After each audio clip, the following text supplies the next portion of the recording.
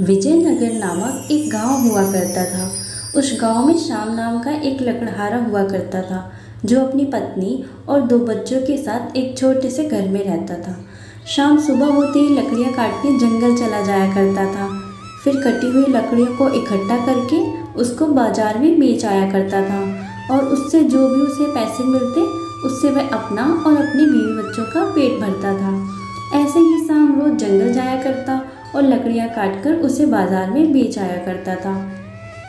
ऐसे ही कुछ दिन बाद बरसात का मौसम शुरू हो गया था और दिन रात बारिश होती रहती थी, जिस वजह से जंगल के सारे पेड़ गीले हो चुके थे। इस वजह से शाम लकड़ियां भी नहीं काट पा रहा था।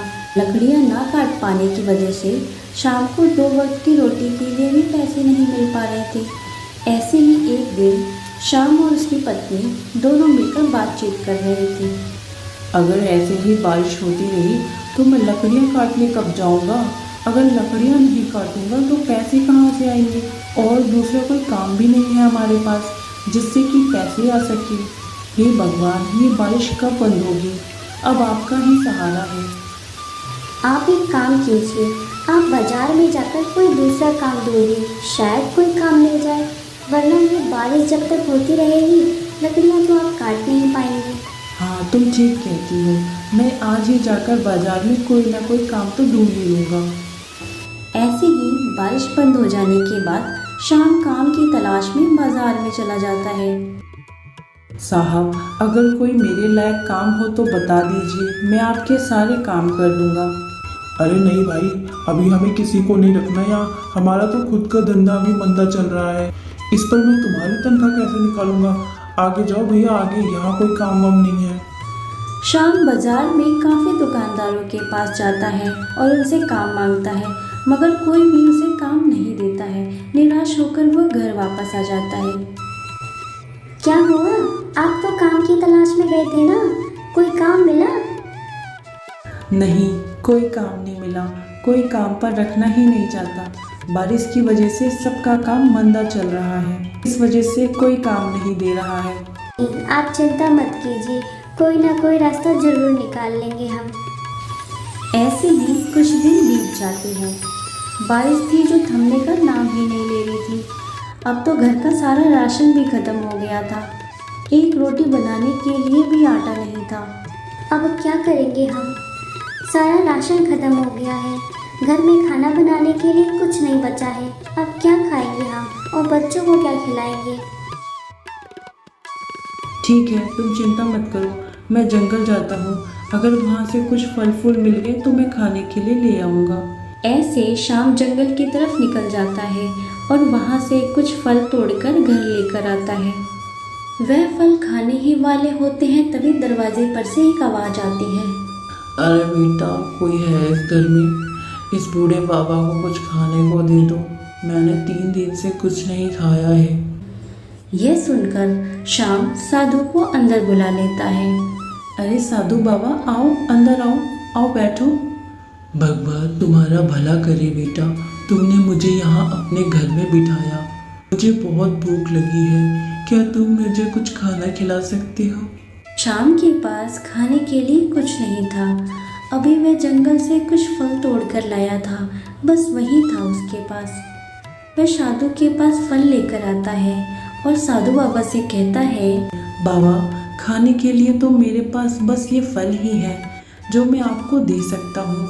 इस पर बाबा कहते हैं, अरे बेटा, ये तो मेरे लिए पर्याप्त होगा, इसी से मैं अपना पेट भर लूँगा। ठीक है बाबा, आप ये खाइए और मैं आपके विश्राम के लिए बिस्तर लगा देता हूँ। ऐसे शाम साधु जी को खाना खिलाकर उनके लिए बिस्तर लगा देते हैं और उनकी खूब सेवा करते हैं। ऐसे ही सुबह हो जाती है और वह साधु जी जाने लगते हैं। जाते जाते वह शाम से कहते हैं, बेटा, मैं तुम्हारी सेवा से बहुत खुश हुआ हूँ, इसलिए मैं तुम्हें ये गाय उपहार के स्वरूप दे रहा हूँ। इस गाय का दूध बेचकर तुम अपना जीवन यापन अच्छे से कर सकते हो। और हाँ, ऐसे ही सबकी हमेशा मदद करते रहना। बाकी भगवान तुम्हारा हमेशा भला करेगा। ऐसा कहकर साधु जी वहाँ से चले जाते हैं।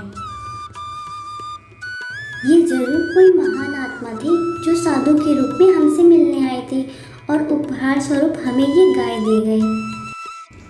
ठीक है, मैं अभी जंगल जा रहा हूँ। जंगल से कुछ हरी घास गौ माता के लिए काट कर लेकर आता हूँ, फिर इनका दूध निकाल कर हम बाजार में बेच आएंगे। ऐसे शाम जंगल जाता है और जंगल से खूब सारी हरी हरी घास गौ माता के लिए काट कर ले आता है। इसके बाद वो हरी हरी घास गौ माता को खिलाता है और फिर गौ माता का दूध निकालता है। जैसे ही वह गौ माता का दूध निकालने लगता है, बाल्टी गौ माता के दूध से बहुत जल्द ही भर जाती है। ऐसे ही 1 2 3 4 बाल्टियां भर जाती हैं। ये देखकर श्याम और रमा हैरान हो जाते हैं। कहीं ये गौ माता जादुई तो नहीं? हे भगवान, आपका लाख लाख शुक्र है, आपने इस मुसीबत की घड़ी में हमें उपहार स्वरूप ये गौ माता दी।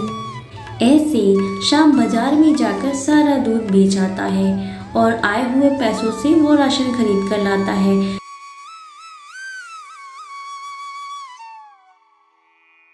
फिर रमा उस राशन से खाना बनाती है और सारे खुशी खुशी खाना खाते हैं और फिर सो जाती है। ऐसे ही शाम रोज जंगल जाकर गौ माता के लिए हरी हरी घास काट कर लाता, फिर उनको खिलाता और गौ माता का दूध निकाल कर उसे बाजार में बेच आया करता था। इससे शाम के हालात पहले से काफ़ी अच्छे हो गए और सारे मिलकर खुशी खुशी अपना जीवन यापन करने लगे।